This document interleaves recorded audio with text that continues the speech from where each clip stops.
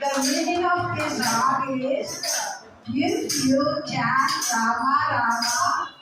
you